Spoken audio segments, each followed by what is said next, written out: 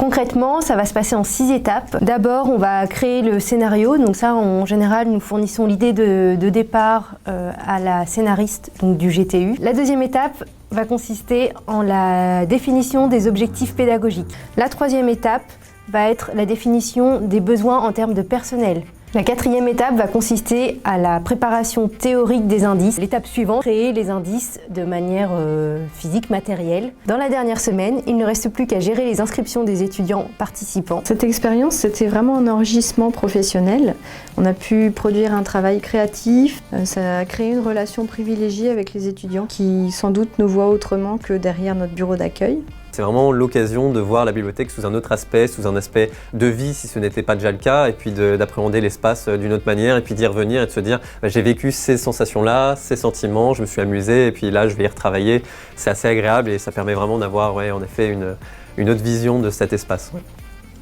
On a eu beaucoup de questions d'autres bibliothèques sur notre Murder Party et ça a aussi donné une intervention lors d'une journée d'études sur les nouvelles pédagogies en bibliothèque. Chaque année, le projet est unique. Nous avons ajouté des interrogatoires cette année à la demande des participants. On ne travaille pas au quotidien avec les étudiants du GTU.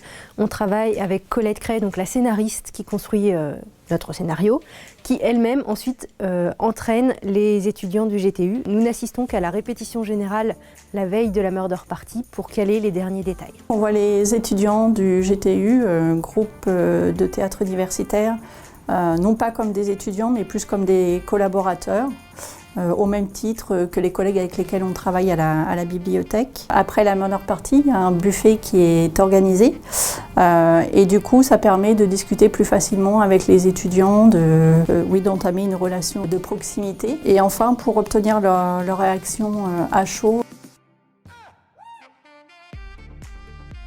Réussir à faire une histoire avec dedans ce qu'il faut pour que les filles de la BU puissent, elles, faire les indices. Il faudra bien qu'il y ait techniquement des choses, des indices, des questions, des manipulations par les étudiants et ça c'est compliqué. J'ai changé souvent en fait de répliques ou d'histoires parce que les filles elles étaient un peu coincées quoi.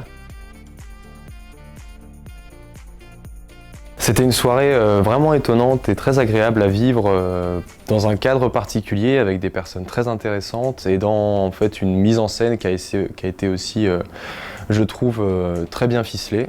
Donc mon ressenti, rien à redire, très intéressant. J'ai trouvé que c'était super bien organisé, au niveau vraiment du chemin et au niveau des comédiens aussi c'était super bien joué et ça nous mettait vraiment dans le truc. Cette année la grosse différence c'était les interrogatoires. L'année précédente en fait les spectateurs avaient un petit peu manifesté leur envie de pouvoir agir, poser des questions, être comme des inspecteurs. Donc nous avions trouvé ça très intéressant. Mais comme la nature a horreur du vide, la mise en scène a horreur du vide aussi, il fallait essayer d'imaginer les questions qui pourraient être posées.